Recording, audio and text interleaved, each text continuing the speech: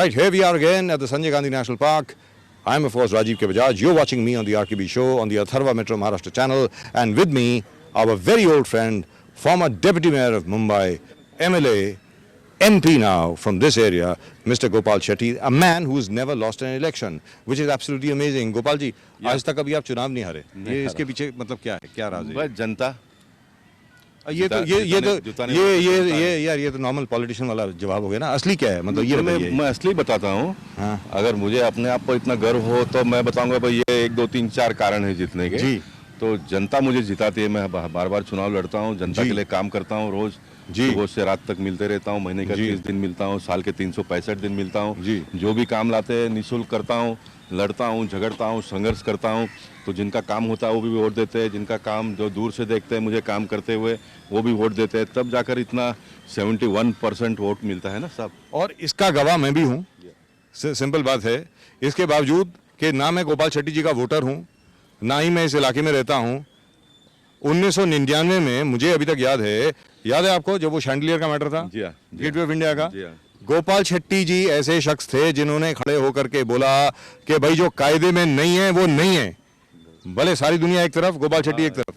Correct. और उस वक्त आपके ऊपर बहुत प्रेशर भी था, याद है मुझको. मैंने अपने जीवन में देखा कि जो मानव जीवन से निकली जो भी समस्या अगर वो कायदे में नहीं है तो भी मैं कायदा बनाने के लिए प्रयास करता हूँ. जी. मैंने जीवन में बहुत सारे ऐसे मुद्दे जो मेरे मतदार संघ से नहीं है जी, लेकिन अगर मानव को उससे बहुत तकलीफ है तो मैं उसमें फिर कूद पड़ जाता हूँ. फॉर एग्जाम्पल कैंपा कोला का विषय सुप्रीम कोर्ट के जजमेंट आने के बाद में भी लोगों ने मुझे मूर्ख में गिना के क्या कर रहे हो आप, इतना बड़ा रिस्क लेते हो, आपका कोई लेना देना नहीं है, आपका लोअर पर वर्ली से क्या इंटरेस्ट है वगैरह वगैरह.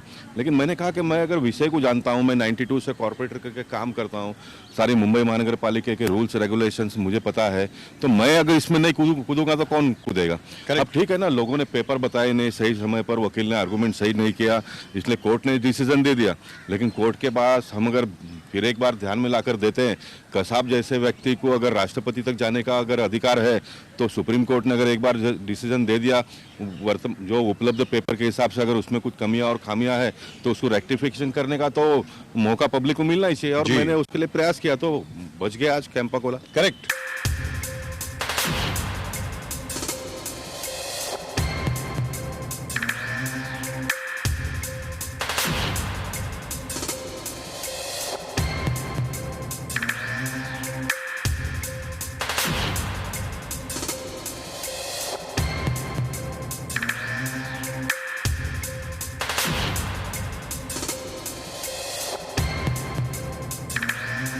मतलब कहने का मतलब ये हुआ प्रदीप जी और शिवाजी राव, फैक्ट रिमेन्स के अगर सुप्रीम कोर्ट ने जजमेंट दे दिया है इसका मतलब ये नहीं है कि there is still no other way. There is a curative petition, there is an appeal to a constitutional bench, and in fact there can be a further appeal also if there is a point of law involved. Exactly.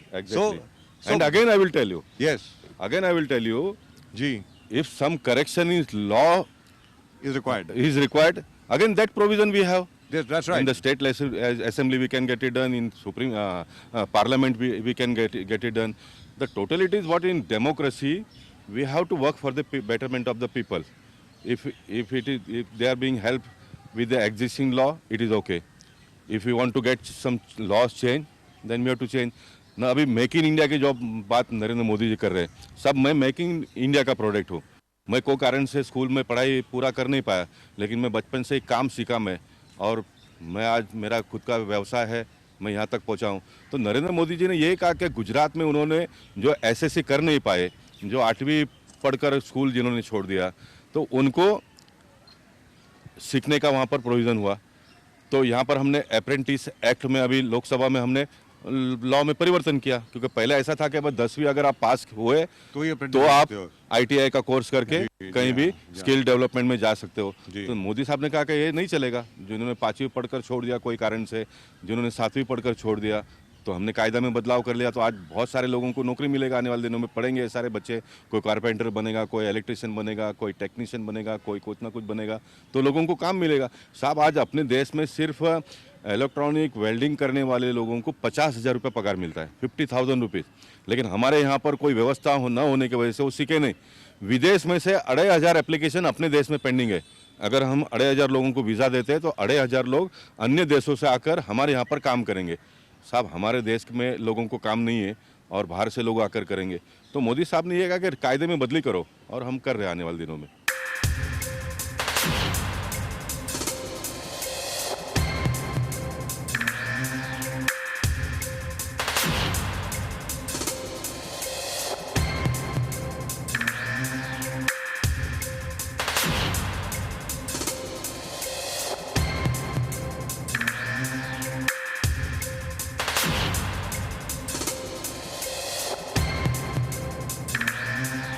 लेकिन सबसे बड़ी बात यहाँ पर ये होती है कि पहली बार ये देखा गया है नरेंद्र मोदी जी के आने के बाद, भले उनके खिलाफ जो मर्जी क्रिटिसिज्म हो रहा हो, जो भी हो रहा हो, बाकी जो मर्जी चीज हो रही हो, एक सबसे बड़ी बात ये हो रही है कि व्यवसायीकरण, मतलब अपना व्यवसायीकरण कुछ गलत वे में मत लीजिए जो मैं भी बोल रहा हूँ, अपने दर्शकों को बता दूं मैं। और सबसे बड़ी बात यह है, अपना हाथ जगन्नाथ, अपने आप करने की चीज रखिए, अपनी क्षमता रखिए। जैसे बार बार मोदी जी कहते हैं कि भाई मैं एक चाय वाला था और आज मैं प्रधानमंत्री हूं। तो आज की तारीख में कोई भी शख्स कुछ भी कर सकता है। मतलब कि in terms of the market, in terms of what we are doing, Hindustan की जो असल में स्किल्स हैं, उन स्किल्स को डेवलप करना मुझे लगता है सबसे बड़ी प्राथमिकता होनी चाहिए। अभी आप प्रदीप नाम्बियर का ही ले लेंगे तो ये हमारे साथ में भारतीय जनता पार्टी का काम करते थे एक समय पर, उसको आपने मौका दे दिया इन टाइम के जमाने पे, आज इतना अच्छा डिबेट करता है, इंग्लिश बोलता है। हाँ, इसको मिल इज अ स्किल। ये कोई अमेरिका में जाकर सर्टिफिकेट थोड़ा कोई परीक्षा देकर आया, आजकल बजाज साहब ने उसको मौका दे दिया। आज अच्छा कर रहा है वो, आजकल अमेरिकन को पढ़ा रहा है, वो दूसरी बात है। आज अमेरिकन को पढ़ा रहा है। अच्छा, दूसरी चीज ये आपसे जानना चाह रहा हूँ, क्योंकि इस इलाके में आप हैं, इस इलाके को जो आदमी जानते, जितना आप जानते हैं और कोई नहीं जानता, very frankly you know it like the back of your hand. Now what I would like to know from you is in terms of your own vision, आपके खुद के विजन में, अगर मान लीजिए आप आम नागरिक हैं तो आप अपने सांसद से क्या अपेक्षा रखते हैं, पहले वो बताएं और फिर ये बताएं कि उन अपेक्षाओं के ऊपर आप खुद कितने खरे उतरे हैं, ये बताइए। नहीं, देखिए, मैं अगर आप मेरा इतिहास पूरा 1980 में जाएंगे तो मैं तो 70 से काम कर रहा हूँ जी, लेकिन 80 में मैं बीजेपी के टच में आया। तो जो सवाल आपने मुझे पूछा, वही सवाल को लेकर तो मैं रामनाथ जी के पास गया था और मैंने उनसे सारी समस्याओं को उनके सामने रखा। मैंने उनके साथ में संघर्ष किया, फिर उन्होंने मुझे जान लिया, पहचान लिया, फिर मेरा उन्होंने काम किया, फिर मुझे पार्टी में आने के लिए मजबूर किया उन्होंने, मैं आ गया और यहाँ तक पहुँच गया हूँ।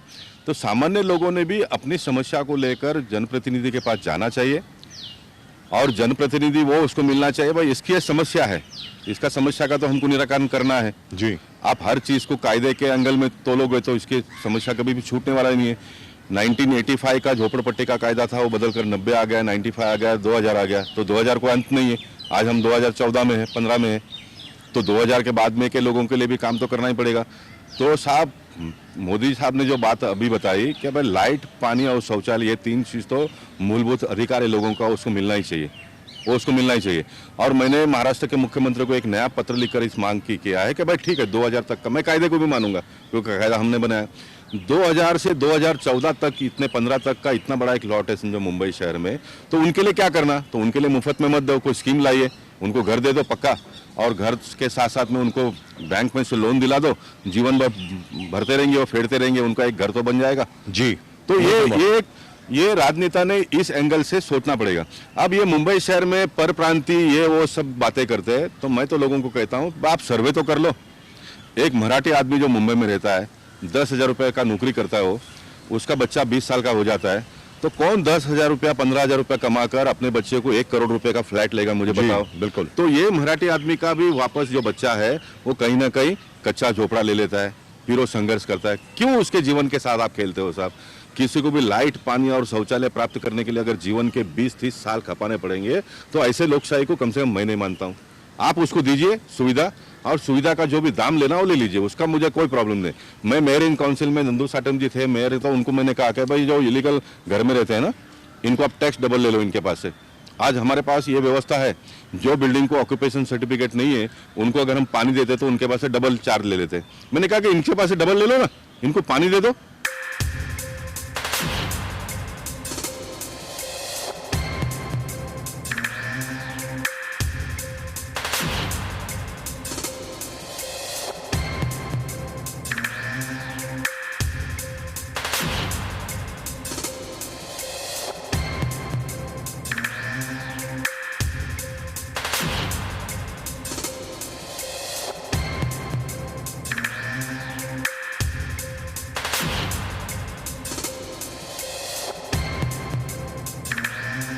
तो गोपाल शेट्टी साहब, सबसे बड़ी बात आपने बहुत बहुत अच्छा किया, आपने ये बात मेंशन करी।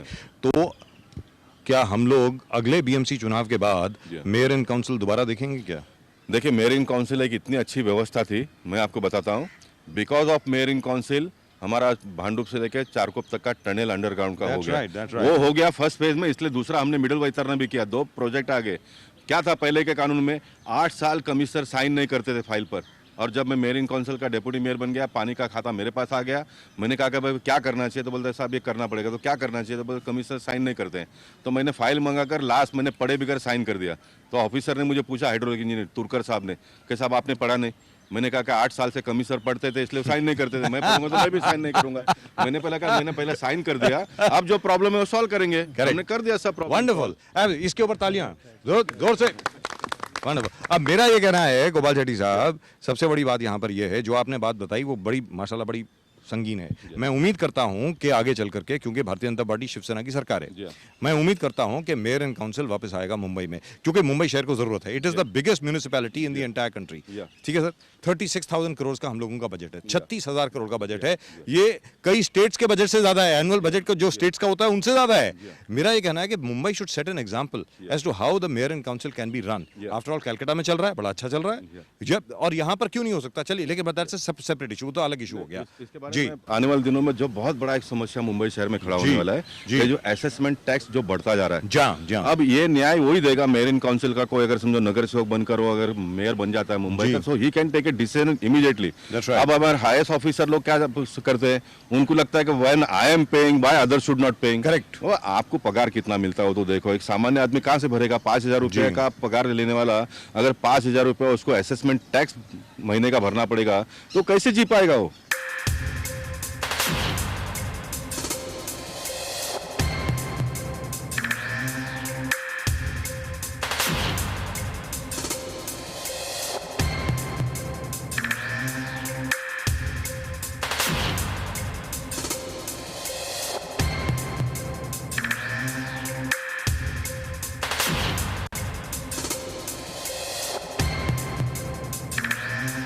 And the other issue, which also needs your attention immediately, is conveyancing. जहां तक कन्वेंसिंग का सवाल है, लास्ट गवर्नमेंट ने एक स्कीम लाई कन्वेंसिंग के लिए, भाई डीम्ड कन्वेंस, कि अगर 4 महीने तक नहीं होता तो कन्वेंस इज डीम्ड। अभी क्या हो गया, उसमें 4 विंडोज बना दिए, 4-5 विंडोज बना दिए, 48 परमिशंस बना दिए, लोग इधर से उधर भाग रहे हैं। 23,500 के करीब सोसाइटीज हैं मुंबई शहर में, जिसमें से 1,000 को भी अभी तक कन्वेंस नहीं मिली है। इस विषय में आपको कुछ करना चाहिए। कन्वेंस के बारे में मैंने बहुत काम किया है। अभी के मेरे नए सरकार को भी मैंने कहा कि इसको आप एकदम सिंप्लीफाई करो। वैसे इतना बहुत आसान नहीं, आप टेक्निकली हिसाब से जाएंगे तो जो हो रहा है वो सही हो रहा है जी। लेकिन मैंने कहा कि इसको टेक्निकल से बाहर आकर अब करो। कन्वेंस, अब कन्वेंस के हिसाब से समझो, जो 20 साल के पहले किसी ने प्रॉपर्टी लिया था उन दिन का कायदा अलग था, आज का कायदा आपका अलग होगा। आज आप प्रॉपर्टी खरीदो, रजिस्ट्रेशन कर लो, गवर्नमेंट को पैसे भर के कन्विंस कर लो। उन दिनों में वही नहीं था। तो इतने सारे पेंडिंग केसेस को आप कैसे सॉल्व करोगे? अब इसमें से बहुत सारे मकान जो मालिक थे जमीन के, वो डेथ हो गए, बहुत सारे लोग शिफ्ट हो गए, अमेरिका चले गए, बहुत सारे लोगों को पड़ी नहीं है, छोड़ दिया उन्होंने। लेकिन वो अगर साइन करने को आएंगे नहीं आज तो कन्विंस नहीं होगा। तो मैंने सरकार से एकदम सिंपल कहा कि आप 1 लाइन डीम कन्वेंस का कायदा बना दो और उसमें मुझे तो कंडीशन डाल दो कि अगर कोई लिटिगेशन खड़ा करेगा तो आपको देखना। तो मेरे दिमाग में एक बात है कि समझो लिटिगेशन खड़ा नहीं कोई करते हैं तो 80% अगर क्लियर होता है तो लेट दैट 80% को तो क्लियर करो। Wonderful, absolutely wonderful, yes. 20% लोग अगर समझो ऑब्जेक्शन लेते हैं तो देख लेंगे, समझो प्रेसी अंकल उस जमीन के मालिक है तो फिर मैं इनसे डील करूंगा, भाई क्या है, वो कहेंगे मेरा पेमेंट बाकी है, चलो ले दे के खत्म कर देंगे। 80% तो प्रॉब्लम सॉल्व हो जाएगा। 25 साल से जो बिल्डिंग में रहते हैं उनको कन्वेंस दे दो, सब्जेक्ट टू डाल दो। अगर कोई लिटिगेशन खड़ा करता तो you have to deal with that. ये 80% problem will be solve of conveyance. और दूसरी बात जो नया है वो सब विद इन द रूल्स हो रहा है। नया कन्वेंस सबको मिल रहा है, बिल्डर भी दे रहा है, क्योंकि हमने कायदा ही बना दिया। We will talk about that later. पुराने प्रॉब्लम इस तरह से सॉल्व हो जाएंगे। We'll talk about that later. Gopal ji sir, ऐसा बात है कि लेटेस्ट जो बोल रहे हैं, अभी बीजेपी सरकार आने के बाद एक प्रॉब्लम खड़ा हो, डीम कन्वेंस में बोला ओसी जरूरी कर दिया फर्स्ट स्टेप में। कॉम्पिटेंट अथॉरिटी ने बोला कि पहले डीम कन्वेंस का कॉम्पिटेंट अथॉरिटी ओसी नहीं मांगता था, अभी तुरंत बोलते पहले ओसी लेके आओ। बहुत प्रदीप ने बहुत बड़ा मुद्दा निकाला। ये मैंने वकील के साथ में भी चर्चा किया तो हमारे कुछ वकील लोग भी 2-4 पॉइंट इस प्रकार के बढ़ा देता ताकि उनको भी काम मिले। माफ करें वकील, अच्छे वकीलों का मैं सम्मान करता हूँ। ओसी जो मुद्दा है that is not related to land, that is not related to conveyance at all, that is related to building. Yes, that is related to building. हमारे मुंबई महानगर पालिका के 10 कंडीशन में से एक अगर आपने फुलफिल नहीं किया तो आपको ऑक्यूपेशन नहीं मिलेगा, और ये हमारा रूल है। वो भी अच्छा है क्योंकि कायदा है, नहीं तो बिल्डर लोग करेंगे नहीं, लेकिन उसी नहीं है इसलिए कन्वेंस नहीं देना, ये मेरे दिमाग के बाहर की बात है। That's right.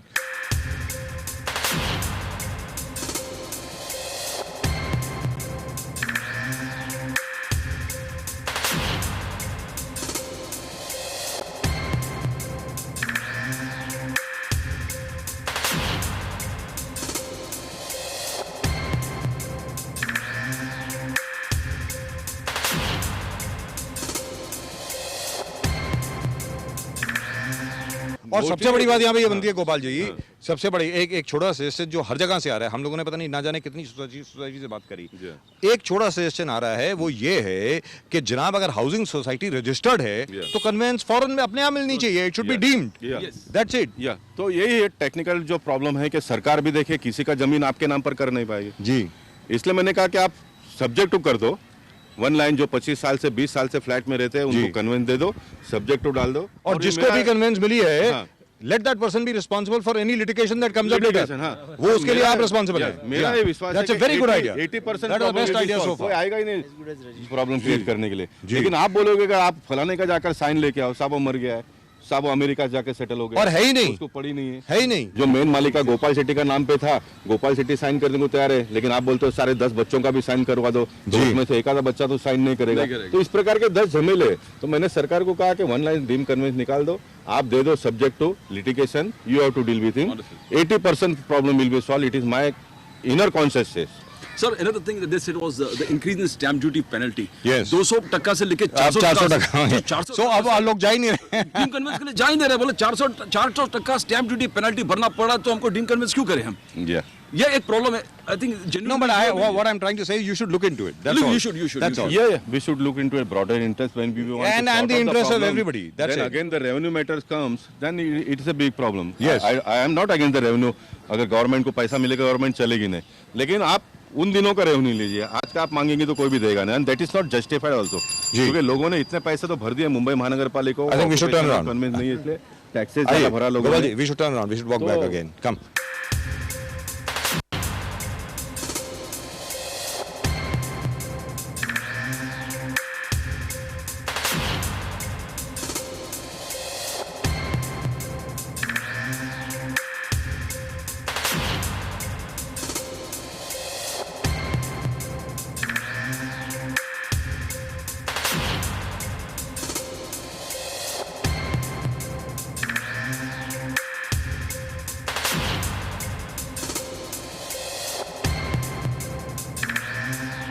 आपने कन्विंसिंग करवा दी, उसके बाद ना जाने कितने ज्यादा लोग रीडेवलपमेंट के लिए जाएंगे, उससे आपका रेवेन्यू और बढ़ने वाला है, बढ़ेगा। सबसे बड़ी बात यह है, और वो रेवेन्यू जो आपको मिलेगा स्टैम्प ड्यूटी और रजिस्ट्रेशन से कई 10 गुना के 1000 गुना ज्यादा मिलेगा ना। सिंपल बात है, कॉर्पोरेशन को टैक्स ज्यादा मिलेगा, डेवलपमेंट होता है तो लोगों को काम मिलेगा जी, पैसे आएंगे वेरियस टैक्सेस के माध्यम से, गवर्नमेंट को गवर्नमेंट का शेयर तो मिलना ही है। करेक्ट। लोगों का जीवन मान का दर्जा सुधर जाएगा, वो आज डर रहा है मेरा बिल्डिंग कब गिरेगा, मैं कब मरूंगा, ये तनाव में वो जी रहा है, एक अच्छा लुक का घर उसको मिल जाएगा। तो सरकार का काम है तो साहब लोगों का जीवन को सुधारने का काम सरकार का है, लोगों को हैरान परेशान करने के लिए तो सरकार की आवश्यकता क्या है? लोग अपने मुसीबत से हैरान परेशान है, तो सरकार की आवश्यकता क्या है? सरकार तो साहब लोगों के जीवन मान के दर्जा को ऊंचा करने के लिए, सुधारने के लिए सरकार है। गोपाल शेट्टी साहब, दूसरी बात ये सामने आ रही है कि 1 बरस हो गया है मोदी सरकार को, यानी आपकी सरकार को जी, और लोगों के जहन में ये बात थी जब मोदी जी बने प्रधानमंत्री कि भाई यहाँ पे अब सबको रोजगार मिलेगा,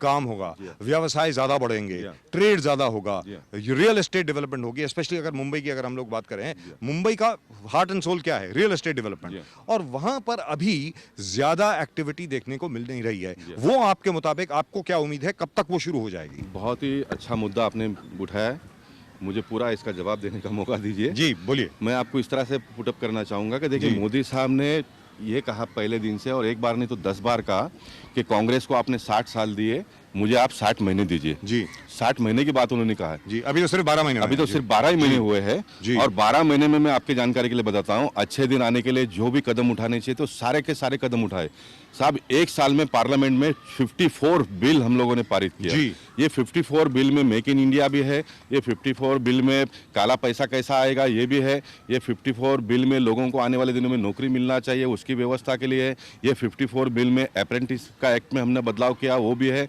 ये सारे जो 54 बिल पास हुए हैं, And housing. ये आने Don't वाले- forget- don't forget housing housing. है Yes. इसमें। Yes. अभी लास्ट बिल हमने जो चेक बाउंस होता था उसका जो हमने पास किया, 21 लाख साहब, 21 लाख तो केस ऑलरेडी केस में पेंडिंग है। जी। और मैं आपको बताऊं कितने लोगों ने तो केस किया ही नहीं है। जी। वो फिगर तो बहुत बड़ा होगा। जी। तो ये हमने बिल कायदे में पास किया। तो साहब ये सारा होने के लिए समय लगेगा, इसलिए उन्होंने सोच समझ कर 60 महीने मांगे थे। उन्होंने ये नहीं कहा कि मुझे आप जिता दो, मैं 1 साल में सारे प्रॉब्लम सॉल्व कर दूंगा, होना ही नहीं है।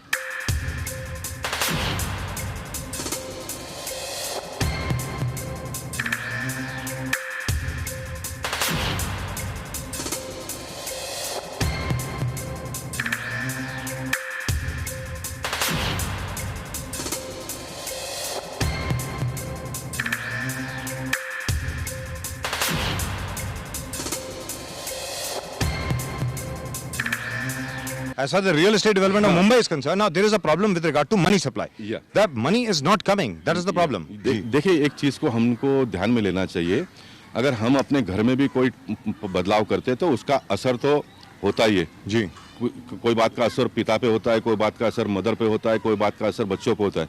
जब हम अपने घर को भी ठीक ठाक करते हैं तो साहब इतना बड़ा देश को जब हम ठीक ठाक कर रहे हैं, मैं आपको ये सही नहीं है, लेकिन ऐसा मान लो थोड़ी देर के लिए 60 साल कांग्रेस के लोगों ने राज किया, पैसा तो सारा उनके पास है। अब समझो उनका सरकार चले गई उनकी, तो उनको एक इंफीरियर कॉम्प्लेक्स पैदा हुआ है, डर है किसी बात का, तो उन्होंने तो अपने पैसे को ब्लॉक कर दिया ना। तो अब वो मानसिकता से बाहर निकलने के लिए तो सब समय लगेगा ना, उसमें से बाहर निकलने के लिए समय लगेगा। अब बाहर निकलने के लिए जो समय लगेगा वो तो लगेगा ही। तो मैं ये कहना चाहता, ये मैंने पहले ही कहा कि ये सही है, ऐसा मैं मानता नहीं, लेकिन समझो ये भी अगर इस तरह से मैं पुटअप करूँ लोगों को तो ये लगे। अब कांग्रेस वाले कहते हैं कि बाबा काला पैसा आप लाने वाले थे, हम लाने वाले थे ना, आप कोऑपरेट करो ना, काला पैसा किधर है किसके पास आपको मालूम है, आप मदद कीजिए तो धड़ाधड़ पैसा आना शुरू हो जाएगा। तो वो पैसा हम लोगों को बांटना शुरू करेंगे, बांटना है ना बाय वे ऑफ स्कीम्स, कोई रोकड़ा पैसा नहीं बांटेंगे। अगर रोकड़ा पैसा का भी कांग्रेस के लोग कहते हैं 15-15 लाख दे दो, तो इसका साफ कायदा नहीं है। जी। मैं कांग्रेस के लोगों से बात करना चाहूँगा कि कांग्रेस काला पैसा जितना भी आएगा वो देश के लोगों को बांटो, इस प्रकार का एक नोटिस ऑफ मोशन लावे और ठहराव लावे, हम मदद करेंगे, हम पास करेंगे। तो साहब इस प्रकार का बहकाव के मुद्दे में हमने जाना नहीं चाहिए।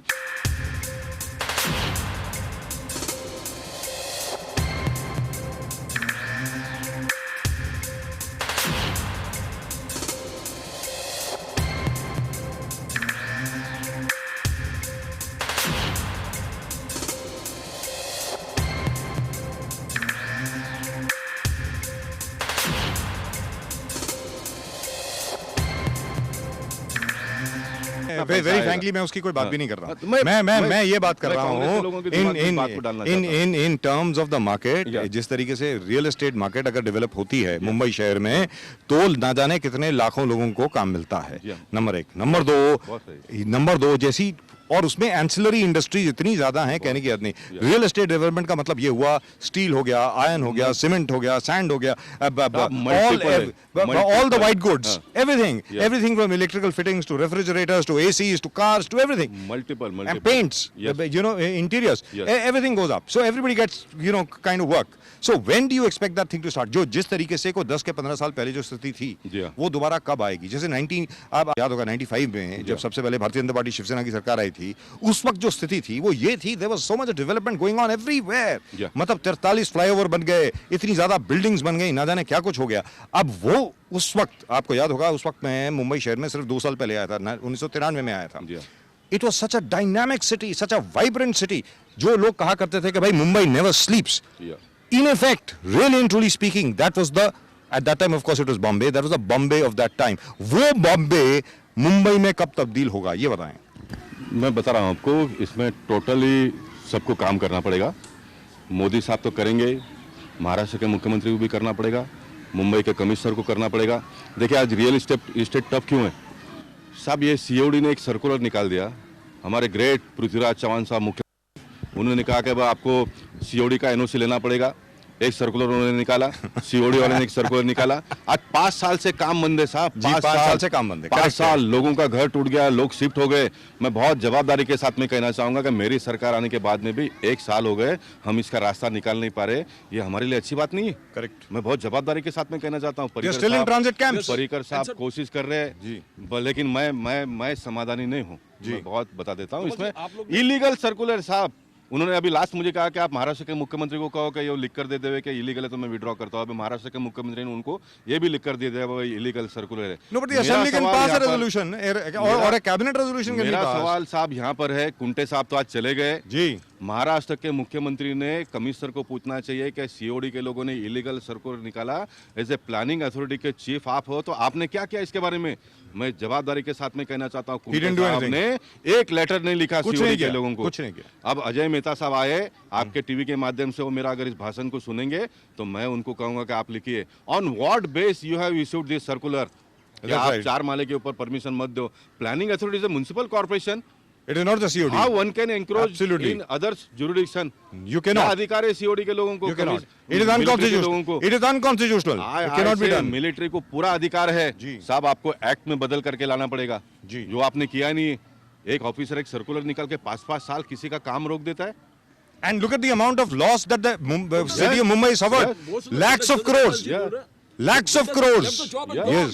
और मेरे जैसा- घर पे वापस और सर मेरे जैसे व्यक्ति के पास साहब कांदोली ईस्ट के लोग आके रोते हैं साहब, हमको 20,000 रुपए महीने का जो पेंशन मिलता है 15, हमको 20,000 रुपए तो भाड़ा देना पड़ता है। जी। और फिर मैं जब इस विषय को लेकर लड़ता हूं तो मेरे पर इस प्रकार का आरोप लगाया जाता है गोपाल शेट्टी बिल्डर को मदद करते हैं। जी। मैं बिल्डर को मदद करे बगैर वो किसी को घर कैसे मिलेगा मुझे बताइए कोई। Absolutely impossible. नहीं हो सकता. But we तो have ये- पूरा शहर लेकिन आपके साथ है.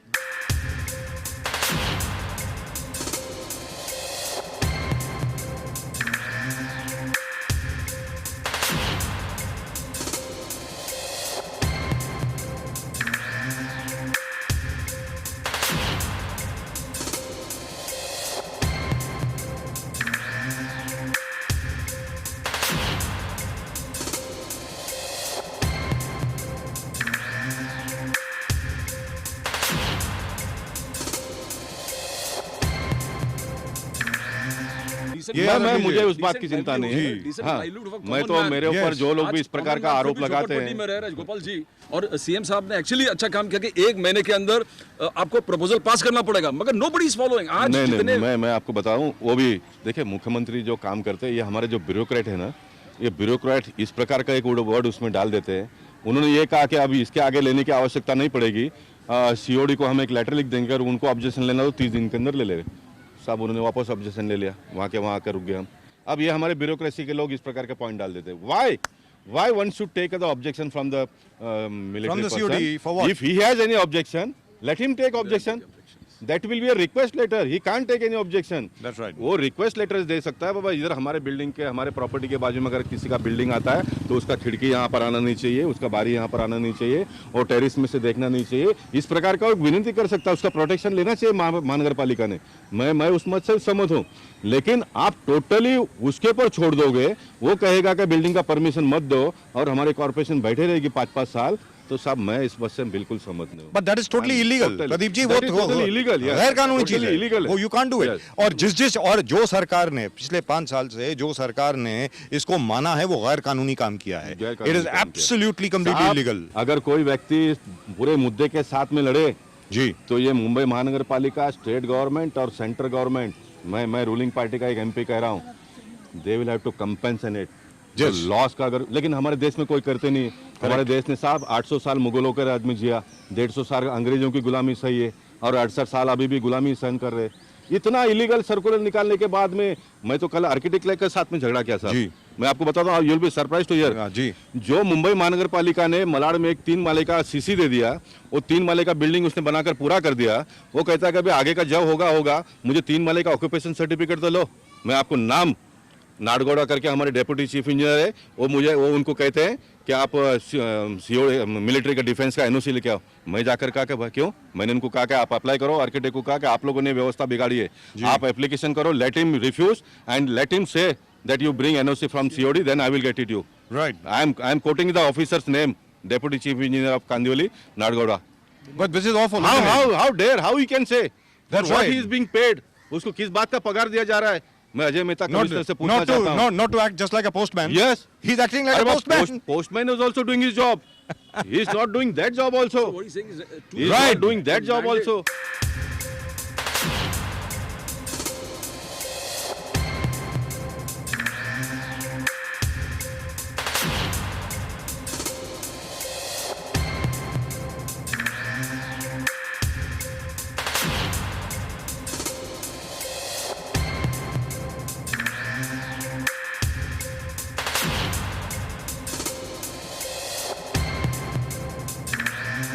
Two 2009 से 2014 तक 5 years, as you say, there was economic growth was negative.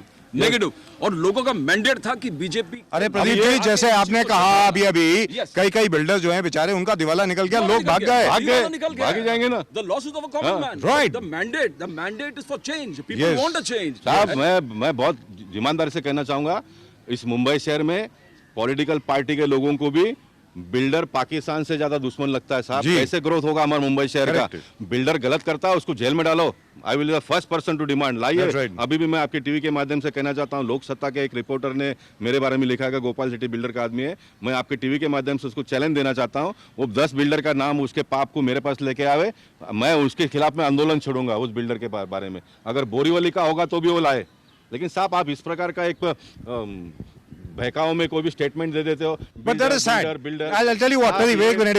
Gopal ji, सारे लोग गोपाल जी मेरी बात सारे सुनें. लोग उनकी जी. सारी आवश्यकता इन बिल्डरों के पास से ही पूरा करवाते हैं. लेकिन गोपाल जी, सबसे बड़ी बात यहाँ पर ये बनती है, और इसमें मीडिया का भी दोष है, मैं सबके सामने बोलता हूँ. सबसे बड़ी बात ये होती है कि जहाँ डेवलपमेंट, जहाँ विकास का काम शुरू होता है, कोई ना कोई ऐसी नेगेटिव स्टोरी प्लांट कर देते हैं कि यहाँ पर ये तकलीफ होने वाली है, यहाँ पर ये हो गया, ये हो गया. I mean absolutely irrelevant stuff comes out. This is terrible. अभी तक जो गोपाल शेट्टी जी ने बात कही है कि भाई सीओडी की परमिशन लेने का मतलब क्या हुआ? For what? COD is not part of the BMC. COD is not part of the state government. COD is not part of the administration. The COD can state, जैसा इन्होंने कहा कि भाई देखिए आप ऐसा ना करें कि इसमें डिफेंस को तकलीफ हो जाए. That's it. And that the BMC should take care. That's all. और एक मुद्दा देता हूँ जी. जरा ये मुंबई शहर के लोगों को पता चले हमारी व्यवस्था कैसे चलते हैं. वापस again the great Prithviraj Chauhan ex CM, उन्होंने एक सर्कुलर निकाला. ये अत्तर रोड जेल में किसी एक जेलर ने कंप्लेंट किया कि मेरे जान को धोखा है. जी. तो हमारे ग्रेट पृथ्वीराज चौहान, कांग्रेस 125 साल की पार्टी, उन्होंने एक सर्कुलर निकाला कि जेल के 500 मीटर तक कोई भी डेवलपमेंट करना हो तो पुलिस की परमिशन लेने का. क्या बात साहब है, इसके लिए क्या 3 साल बात से है. काम बंद है साहब. 3 साल से काम बंद है. 3 साल से मैं लड़ झगड़ कर ये अभी क्लियर कर. 3 साल तालियां. एक जेलर के लिए मुंबई शहर के लोग परेशान. ये हमारे ग्रेट पृथ्वीराज चौहान साहब 130 साल पुरानी चलो, पार्टी. उन्होंने तो सर्कुलर निकाला. फिर हमारे मुंबई महानगर पालिका के कमिश्नर क्या कहते थे? कोई मुंबई में आवाज उठाएगा नहीं, कोई पत्रकार. मैं लोक सत्ता को फिर एक बार कोट करना चाहूंगा. कितने लेख लिखे लोक सत्ता ने इसके बारे में कि एक जेलर, एक प्रिजनर जो अत्तर रोड के जेल में है, उसके सेफ्टी के लिए 500 मीटर का डेवलपमेंट का काम रोक देने का, क्या ये लोकशाही है?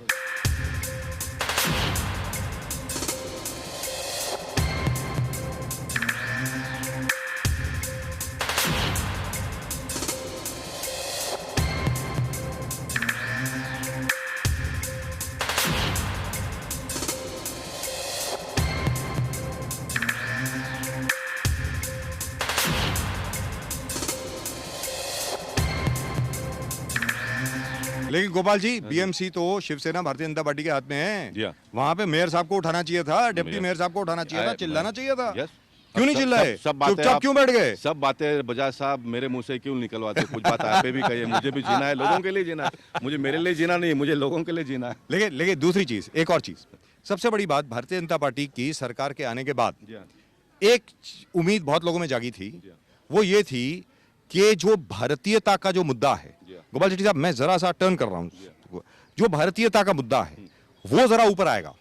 मतलब जैसे हमारी पारंपरिक मेडिसिन हैं, विज्ञान है, जैसे वैदिक विज्ञान है. हम उम्मीद कर रहे थे कि जल्द से जल्द किसी वैदिक यूनिवर्सिटी की अनाउंसमेंट होगी, आयुर्वेद की अनाउंसमेंट होगी, उसको बढ़ावा दिया जाएगा, ये सब होगा. एटलीस्ट मैं मानता हूँ, चलो स्टेट सब्जेक्ट भी है, यहाँ पे महाराष्ट्र सरकार भी कर सकती है. क्या उस विषय में हम कुछ सोच रहे हैं क्या? हम सोच ही नहीं रहे, हम काम भी कर रहे हैं. लेकिन फिर एक बार मैं आपको बताता हूँ, जो इस प्रकार के सेंटिमेंट से जुड़े हुए विषय है, जी। मोदी साहब को एक तो धन्यवाद देना पड़ेगा कि बहुत 56 इनका छाती की बात ही नहीं उन्होंने की है, जी। Getting it proved also. और इन सारे मुद्दों को कैसा हैंडल कर रहे हो तो बहुत नज़दीक से जो उनको जानते हैं उनको पता है साहब। ये प्रकार के इस प्रकार के मुद्दे अगर हम लेके आएंगे तो फिर बोलेंगे कांग्रेस और बाकी सो कॉल्ड मीडिया के लोग भी, देखो इनका तो ये, इनको इसके अलावा कोई मुद्दा ही दिखता नहीं तो क्यों नहीं? But why not? I don't understand why हम नॉट? करेंगे ना, हम उसके लिए भी। अरे भाई पूरी दुनिया आज देख नहीं गोपाल शेट्टी साहब, मैं रोकना चाहूंगा आपको। पूरी दुनिया आज आयुर्वेद की कायल है, तो हम जो हमारी चीज है हम उसको क्यों बढ़ावा ना दें? मैं आपको वही बता रहा हूँ जी कि पूरी व्यवस्था में भारत के स्वतंत्रता के पहले से जो हमारी व्यवस्था काम कर रही है, आरएसएस, मैं बहुत गर्व के साथ में नाम लेना चाहूँगा, आरएसएस ने इस प्रकार के बहुत सारे डिपार्टमेंट खोले हैं, वो काम कर रहे हैं। बाबा रामदेव जी कर रहे हैं, वही तो कर रहे हैं ना, श्री रविशंकर जी कर रहे हैं। लेकिन सरकारी तौर पे क्या होने वाला है, क्या होना चाहिए? अब आप शिवाजी राव, आपकी रिसर्च रही है आयुर्वेद में, मैं आप कुछ कहना चाहेंगे? एक मिनट गोपाल, आप कुछ कहना चाहेंगे? मराठी में बोलिए, मराठी मी में बोलिए। फक्त एक सांगतो साहेब, होय. जे आपल्या जरा जोर से, आयुर्वेदामध्ये जरा जोर से. जेवढे लहान मुलांसाठी पण पंचकर्म होय चालू करू शकतो आपण, जन्मापासून मृत्यूपर्यंत होय सगळे रोग ह्या सिस्टीमने आयुर्वेदाच्या उपचार पद्धतीने बरे होतात. बरं होतं.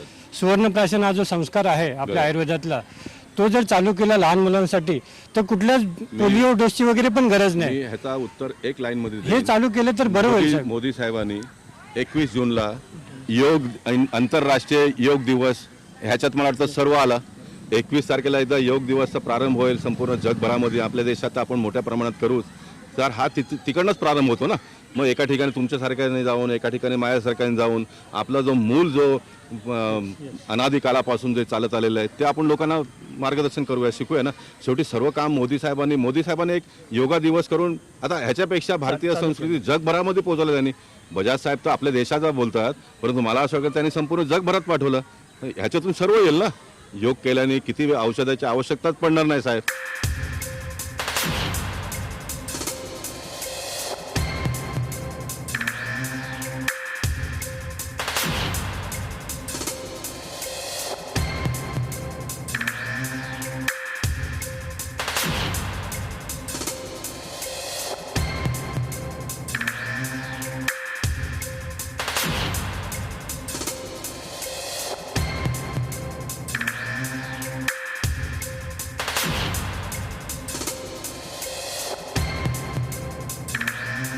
लेकिन गोपाल शेट्टी साहब, यहाँ पर सबसे बड़ी बात ये हो रही है, जैसे अभी देखा गया, और ये अपने दर्शकों की जानकारी के लिए इस विषय के बारे में पहले भी बात कर चुका हूं, मोदी साहब चाइना गए, चाइना में देखा गया कि वहां पर आयुर्वेद की स्टडी बहुत ज्यादा हो रही है, योगा की स्टडी हो रही है. कहीं ऐसा तो नहीं है कि वहां पर भी मेड इन चाइना हो जाएगा? कहीं ये तो नहीं है, मतलब मैं इस बात का डर लग रहा है. ये एक मानव स्वभाव है जी कुछ बाहर के लोगों ने हमारे जो मूल तत्व है उसको स्वीकारा, जी वैसे हम लोगों ने भी उनके जो चीजें हैं उसको स्वीकारा है. ये तो एक मानव स्वभाव हो गया है. लेकिन मैं इस बात से सहमत हूँ कि हमको मूल स्वभाव पे लोगों को वापस एक बार लाना पड़ेगा. और ये बजाज साहब आता है जी, ये आता है. देखिए आप अभी आपका नेचुरल तो वाइट है, बजाज साहब का तो आइडेंटिटी वाइट है, लेकिन फिर कभी कभी बजाज का साहब काला भी कर लेते हैं, लेकिन वापस कभी कभी वापस भी आ जाता White है. आ जाते हैं, हाँ, जी हाँ. ये बेल बॉटम का जमाना आ गया, फिर फिट पैंट का था, लोग हिप्पी कट करने लग गए, लेकिन फिर वापस धीरे धीरे करने लग गए. आप देखिए कि भारत देश में आने वाले दिनों में लोग एकदम चमन करने लगेंगे, जो एकदम पहला होता था. हर 10, 15, 20 साल में नया नया चेंजेस आते रहता है, और भारतीय लोग मूल संस्कार पे तो आएंगे ही. राइट. और लेकिन मोदी आपने साहब लाएंगे. आप अपनी कॉन्स्टिट्यूएंसी के लिए, अगर स्पेसिफिकली आपकी कॉन्स्टिट्यूएंसी के बारे में बात कर रहे हैं, Yeah. उसके बारे में आपने क्या सोचा है? अभी 12 महीने हो गए हैं, Yeah. अभी 48 महीने और बचे हैं. Yeah. इन 48 महीनों में, चलिए बहुत ज्यादा बात है, अभी एक साल की अगर बात करें, अगले एक साल के लिए आपने अपना जो संसदीय क्षेत्र है उसके लिए क्या सोचा है, वो जरा बताएं. देखिए, मैं जब लोकसभा का चुनाव लड़ा था तो मैंने अपने कार्यकर्ताओं से भी कहा कि भाई 4 बड़ी चीज़ों की आवश्यकता है उत्तर मुंबई लोकसभा के लिए, वो हमको करना है. एक तो अच्छे कॉलेज हमको निर्माण करने पड़ेंगे जी. एक बढ़िया मल्टी सुपर स्पेशलिटी हॉस्पिटल की आवश्यकता है जी. ऐसे 4 बड़े बड़े काम हमको करना पड़ेगा. इस बात को लेकर मैं चुनाव में निकला, और उसके पर मैं अभी साइड बाय वर्क मेरा हो भी रहा है. लेकिन मैं आपको बड़ा वेदना के साथ में कहूँगा कि बोरेली को मैंने 20 साल में जो भी ठीक ठाक करना था वो किया जी. लेकिन मैं जब उत्तर मुंबई का सांसद बन गया जी. मैं साहब मलाड में जाता हूँ जी. तो मुरारीलाल चतुर्वेदी जी हमारे 1985 में नगर सेवक थे जी. उन दिनों में बड़ा बना हुआ रोड, उसके बाद में साहब डामरीकरण आज तक नहीं हुआ है. वहाँ पर स्ट्रीट लाइट लगा हुआ है लेकिन डामरीकरण नहीं हुआ है. टॉयलेट नहीं है वहाँ पर, लोगों को पीने के लिए पानी नहीं है. तो मैं जब पॉलिटिक्स में मैंने 1980 में प्रवेश किया था उस समय पे जो समस्या को लेकर मैं चला था, आज वही समस्या का निराकरण मुझे मेरे उत्तर मुंबई मतदार संघ में करना पड़ रहा है। ये दुर्भाग्य है, लेकिन करना तो पड़ेगा ही ना। तो मैं आने वाले दिनों में करूंगा। जैसे वेस्ट में हमने बहुत सारे गार्डन, प्लेग्राउंड, स्विमिंग पूल्स वगैरह बनाए हैं। आपको याद होगा, एक मिनट मैं आपको रोकना चाहूंगा, एक सेकंड, बहुत बड़ा मुद्दा दे रहा हूं आपको, गोपाल जी, एक मिनट, बहुत बड़ा मुद्दा दे रहा हूं। चलिए बोलिए, पहले आप बोलिए फिर मैं बोलता हूं। ईस्ट में किसी इस प्रकार की कोई सुविधा नहीं है, लेकिन लकीली हमारे पास स्पोर्ट्स अथॉरिटी ऑफ इंडिया का एक 38 एकर्स का जगह कांदिवली में पड़ा है जी। मैंने उसके ऊपर काम करना प्रारंभ कर दिया। मैं केंद्रीय मंत्री को 3 बार मिला और मैं आपको ये बताना चाहता हूं कि बचे हुए 4 साल में मैंने स्पोर्ट्स अथॉरिटी ऑफ इंडिया के जमीन को डेवलप करके ईस्ट के लोगों को एक सुविधा दूंगा। मैं पहले चरण पे वहां पर स्विमिंग पूल ला रहा हूं, ताकि हमारे ईस्ट के लोगों को भी तो जाकर स्विमिंग पूल क्या होता है तो देखे कम से कम।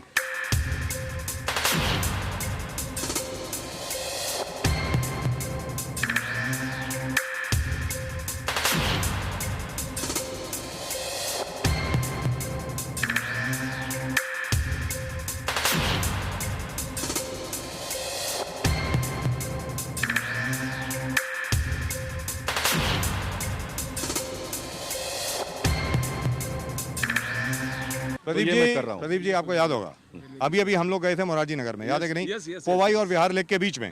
वहां पर लोगों ने क्या बोला, जो अभी अभी आपने बात कही, एग्जैक्टली वही चीज बोली। उन्होंने ये कहा कि जब सरदार तारा सिंह हमारे यहाँ पे नगर सेवक हुआ करते थे, उसके बाद एमएलए बने, वो थे जो आखिर आए, उसके बाद कोई नहीं आया, कोई नहीं आगे ना पीछे ना मीडिया का कोई आदमी आया, हम लोग पहले से जो आए थे। यह है वास्तविकता, बहुत सारे इस प्रकार का अनटच जगह है जी, लेकिन काम करना पड़ेगा साहब, लोग जी रहे हैं बहुत बुरी हालत में। Sir service industry as it is, because आपने विठल कामत जी से भी बात करा था, होटल इंडस्ट्री जिस प्रकार से सफर हो रहा है जी, उनका कहना है कि 17 से 18 परमिशन हमको लेना पड़ रहा है। 43 परमिशन, मतलब कि हम लोग कुछ सोशल कॉज भी करते हैं, उसके लिए भी पूरे डिपार्टमेंट पीछे पड़ जाता है। उन्होंने कहा कि मैं हैंडीकैप लोगों के लिए कुछ करना चाहता था, तो हैंडीकैप म्यूजिशियंस को मैं अपने रिसेप्शन में जगह दिया, अपने पैसे से सब कुछ करना लगा, 18 डिपार्टमेंट पीछे पड़ा है। बहुत सही है, ये एक विषय है जब business, you are totally pro development, you say development has to be there, economy वैसे ही आगे बढ़ेगा। करेक्ट, बट ऐसे लोग में कैसे बिजनेस मैन होना गुनाह हो गया, ऐसा कि बिजनेस करना ही गुनाह हो गया। And Mumbai is the business capital of the country जी। नहीं, अननेसेसरली हैरेसमेंट बहुत जगह पे है, मैं इस बात से सहमत हूँ, लेकिन ये सारी अपेक्षाएं मोदी साहब से एक साल में लोगों ने अपेक्षित नहीं, अभी अपेक्षाएं आपके साथ बहुत उचित नहीं है। अभी अपेक्षाएं आपके साथ बताता हूँ, मैं ये बताना चाहता हूँ कि लोगों ने भी थोड़ा लड़ना पड़ेगा। मोदी साहब बहुत बड़ी लड़ाई लड़ रहे हैं, देश के नागरिकों ने छोटी छोटी लड़ाई तो लड़ना प्रारंभ करे, और उसमें मैं कहता हूँ कि मेरे भारतीय जनता पार्टी के कार्यकर्ताओं ने जोर से इस विषय को लेकर लड़ना पड़ेगा। सिंप्लीफाई ये बात जो प्रदीप जी ने उठाई है, सिस्टम को सिंप्लीफाई करना पड़ेगा हमको आने वाले। लेकिन गोपाल जी, जो प्रदीप जी ने हैंडीकैप की बात की, बजाय से आप हैरान हो जाएंगे, जिसके ऊपर मैं आज काम कर रहा हूँ। लोक सत्ता ने दूसरा एक आज ही स्टोरी लिखा है, उनको मैं धन्यवाद देना चाहूंगा। हैंडीकैप और ब्लाइंड लोगों की समस्या क्या आप जानेंगे जी? केंद्र सरकार ने नियम बनाया, 300 रुपए ब्लाइंड लोगों को देते हैं, और मैचिंग ग्रांट राज्य सरकार 300 लोगों को 600 रुपए उसको मिलता है जी। लेकिन वापस बीपीएल का एक कंडीशन डाल दिया, जिसके बाद बिलो पॉवर्टी ऑफ लाइन का राशन कार्ड होगा तो ही। अब ये ब्लाइंड लोगों के पास घर नहीं है, इसलिए उनको राशन कार्ड नहीं है जी। So they are not entitled to 600. उनको सब वो राशन, सस्ते वाला राशन भी नहीं मिल रहा है। 600 रुपए तो बाजू में रखिए, उनको ये भी नहीं मिल रहा है जी। तो मैं मेंबर ऑफ पार्लियामेंट बनने के बाद में उन सारे लोगों को मिला, मैं कलेक्टर साहब को जाकर मिला, उन्होंने सारे लोगों की मीटिंग बुलाई, और मुझे बहुत खुशी होती है, पहले ही मीटिंग में फ्रूटफुल डिसीजन उन्होंने लिया कि हम तुरंत इनको राशन कार्ड देंगे। एक बार राशन कार्ड मिलेगा तो उनको सस्ते दाम का राशन मिलना प्रारंभ होगा, और राशन कार्ड मिलेगा तो उनको 300, 600 रुपए मिलना प्रारंभ होगा, फिर उसको हम 800, 1000 करने के लिए प्रयत्न करेंगे। तो साहब ये देश की स्थिति है। मैं आपको बताता हूँ आगे, बहुत सारे राज्यों में जो विधवा हमारे बहनें हैं जी, उनको 1000, गोवा ने 2000 रुपए कर दिया जी, उनको 2000 रुपए मिलता है जी। लेकिन ये ब्लाइंड है, उनको 300 रुपए का कायदा है, वो भी नहीं मिलता है साहब।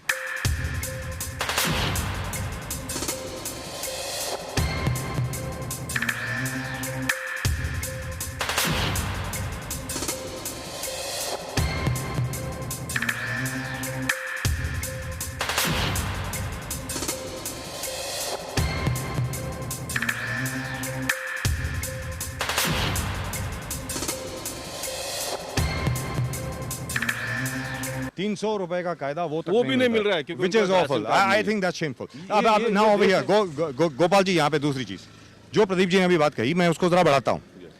मुंबई शहर में आप किसी भी रेस्टोरेंट ओनर से, जो भी बेचारा छोटी सी बार चला रहा है, रेस्टोरेंट चला रहा है, कुछ भी चला रहा है, फैमिली डाइनिंग रूम चला रहा है, एसी नॉन एसी जो भी चला रहा है, उससे अगर आप बात करें तो वो जाकर के यही बोलेगा किस तरीके से डिपार्टमेंट के लोग उसकी हरासमेंट करते हैं।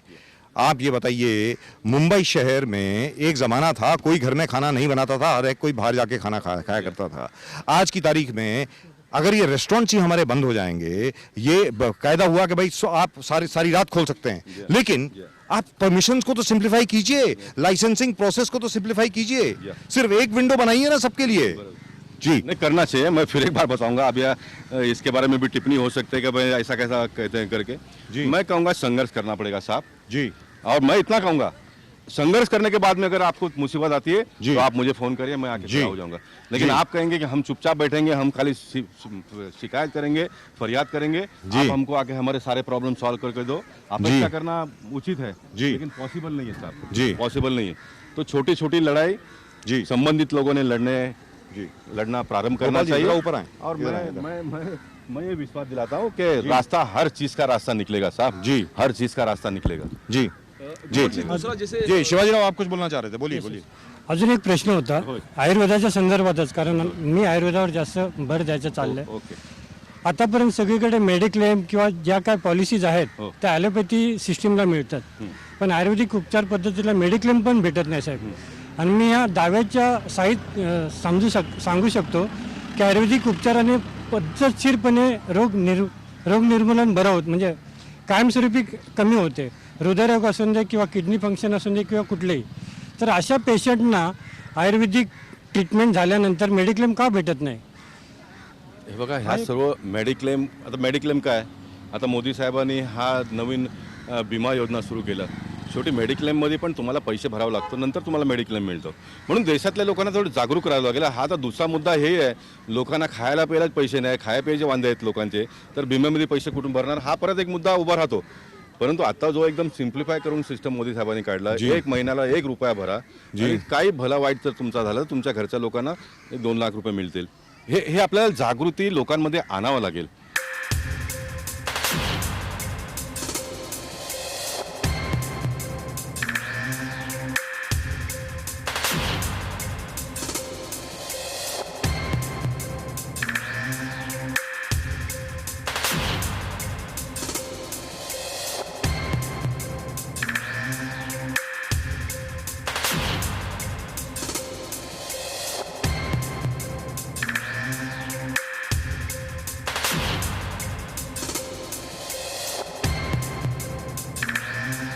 जैसे कई कई बीमारियों का इलाज जो है वो सिर्फ आयुर्वेद में है. फॉर एग्जांपल जैसे लिवर डिस्फंक्शन है, लिवर डिस्फंक्शन का इलाज जो है वो एलोपैथी में है ही नहीं, वो सिर्फ आयुर्वेद में है. आखिर में आपको आयुर्वेदिक मेडिसिन ही लेनी पड़ेगी. और तो वहां पर उसको मेडिक्लेम के अंदर आयुर्वेद को भी इंक्लूड करने के लिए क्या करना चाहिए, ये बताएं. मैं आपको बताता हूँ कि सरकार को जो करना हो तो सरकार करेगी जी. लेकिन साहब, सरकार हर लोगों का दिमाग, मानसिकता को तो बदल नहीं पाएगी ना, उसको तो हमको और आपको ही करना पड़ेगा. मैं आपको बताता हूँ अभी लोगों की मानसिकता क्या हो गई है. लोग महंगे से महंगा डॉक्टर के पास जाना चाहते हैं. जी. हमने मुंबई महानगर पालिका में इतनी अच्छी सारी सुविधा उपलब्ध करके दी है, अच्छे डॉक्टर हमारे पास है, अच्छी मशीनरी हमारे पास है. ठीक है, कुछ लोगों का शिकायत होता है बेड शीट वगैरह अच्छा नहीं होता है. ये एक छोटा बेड शीट खराब है इसलिए आप प्राइवेट में जाके भर्ती हो जाते हो, 3 दिन का 50 रुपए का बिल भरते हो. ये कैसे चलेगा? हाँ, हम केएम हॉस्पिटल में, मैं ऑन द रिकॉर्ड कहता हूँ, केएम हॉस्पिटल में 97% हमारा बाईपास का सक्सेस रेट है. That's right. लेकिन साहब, लीलावती में करने वाला बॉम्बे हॉस्पिटल में जाता है, बॉम्बे हॉस्पिटल में जाने वाला महंगा से महंगा. ये यहाँ पे मैं एक और चीज बता दूं, एक और चीज जो केएम हॉस्पिटल की आपने बात करी, एक मिनट सबके लिए सारी जितने भी हमारे दर्शक हैं उनकी जानकारी के लिए, मुंबई शहर में अगर लोएस्ट मोर्टेलिटी रेट है बाईपास के लिए, लोएस्ट मोर्टेलिटी यानी लोएस्ट टेबल डेथ्स का अगर रेट है तो वो केएम हॉस्पिटल में है और कहीं नहीं है. Let's be very clear, it is one of the best hospitals. I mean but the fact is it is the KM hospital. That's it. मैं बताता हूँ, अभी हमने नानावती में प्रारंभ किया साहब, आपकी जानकारी के लिए. हमने बोरीली में किया है, हमारे बोरीली में तो 200 के ऊपर ऑपरेशन हो गया एपेक्स में. जी.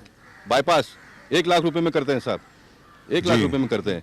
लेकिन लोगों को तो अभी ठीक है ना, जिनके पास पैसे हो भले जाए, लेकिन साहब सामान्य लोगों की भी मेंटेलिटी चेंज हो रही है. तो लोगों ने कोऑपरेट करना चाहिए सिस्टम को.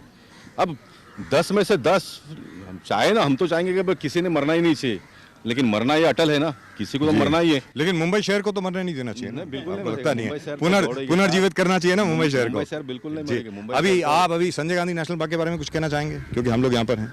संजय गांधी नेशनल पार्क की भी बहुत बड़ी एक विडंबना है जी हमारे संजय गांधी नेशनल पार्क में लोग घूमने आते हैं जी 30 रुपये एंट्री फी देना पड़ता है जी लेकिन यहाँ पर साहब बच्चों को आइसक्रीम की व्यवस्था नहीं है जी घूमने के लिए लोग आते हैं देखिए यहाँ पर 38 एकड़ का आरजी डेजिग्नेट किया है जी मैंने हमारे फॉरेस्ट ऑफिसर गुप्ता साहब को कहा कि आप आरजी किसे कहते हो तो पता कर लो एक बार आरजी क्या ये पता होने के बाद में मैंने कहा कि साहब ये आरजी में बेल वाले को बिठाओ पानीपुरी वाले को बिठाओ भाजी पाव वाले को बिठाओ आइसक्रीम वाले को बिठाओ लोग घूमने फिरने आते हैं तो थोड़ा एंजॉयमेंट भी उनको होना चाहिए Right. तो बोलते साहब ये नहीं सारा यहाँ पर होगा मतलब किस मानसिकता में हम लोग कहाँ जा रहे हैं But we are और very एक lucky. देश में साहब 10 कायदा नेशनल बोरीली के लिए एक कायदा अहमदाबाद के जू के लिए एक कायदा और कोई जगह के लिए एक कायदा एक क्यों नहीं होना चाहिए मेरे समझ में ही नहीं आता है कि वो जब आरजी डेजिग्नेट किया है किसी ऑफिसर ने बातचीत करके तो वहां पर ये सारी सुविधा को हमको डेवलप करना पड़ेगा but we hope- करना पड़ेगा एक जमाने में था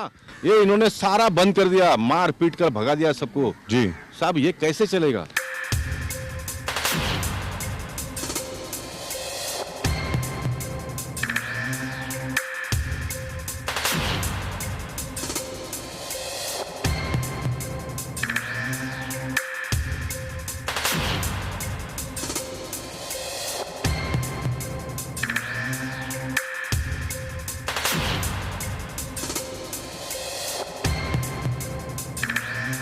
Are you planning to bring in a bill in Parliament on this that there should be only one law with regard to forests everywhere, with regard to all such recreational areas? जरूर मैं लाऊंगा मैं करूंगा लेकिन साहब ये bill bill bill bill bill करते करते करते बिल के साथ साथ में थोड़ा दिल भी Expenditure ज़्यादा होना चाहिए। दिल भी होना चाहिए तो लोगों को सुविधा मिलेगी साहब सिर्फ बिल आना कितने सारे बिल तो इस प्रकार के पास हुए साहब इम्प्लीमेंट ही नहीं हुआ है अब ये मैं बताऊं तो अच्छा है क्या I am a big part of that By the entire system. However, but Mr. Gopal Shetty being candid enough to admit it.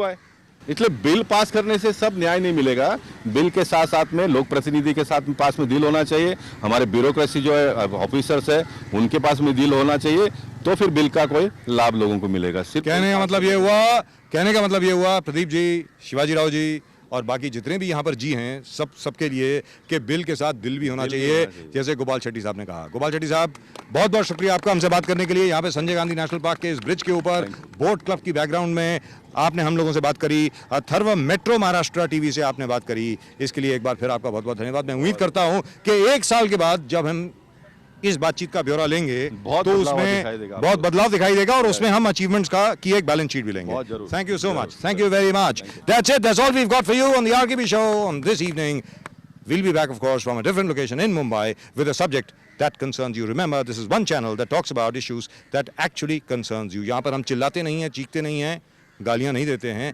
वास्तविकता में हर समस्या का समाधान ढूंढने की कोशिश करते हैं that's what we try to do thank you bye bye